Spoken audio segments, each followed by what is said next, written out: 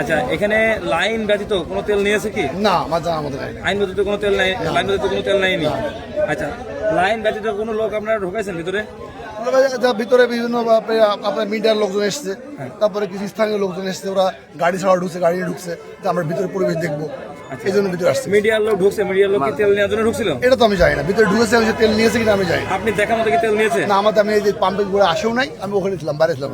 আচ্ছা আচ্ছা, মিডিয়ার লোক সিরিয়াল মেনটেনের তেল দিচ্ছে, ওরাও সিরিয়াল মেনটেনের তেল দিচ্ছে। আচ্ছা বলেন। ঠিক আছে, যারা মিডিয়াতে আছে, আমরা যারা আছি, হ্যাঁ, আমরা সিরিয়াল মেনটেন করে আমরা তেল নিচ্ছি। কিন্তু এখানে সিন্ডিকেট হয়েছে কি বিষয় আমরা বলি, তেল কম বলছে এরা, বলার পরে 1000 টাকার মতো তেল এখানে দেওয়া হয়েছে, 500, 600, 700 এরকম তেল নিয়ে।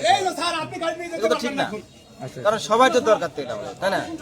যারা আসছি প্রায় 2টা 3টার দিকে আমরা দাঁড়াই আছি এখানে, তেল পাচ্ছি না, এটা একটা কেমন দেখা যায় না এগুলো? তাই হচ্ছে অবস্থা, আর কিছু বলার নেই। ঠিক আছে।